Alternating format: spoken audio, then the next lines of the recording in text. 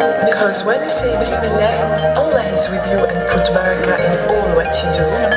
Bismillah, Bismillah.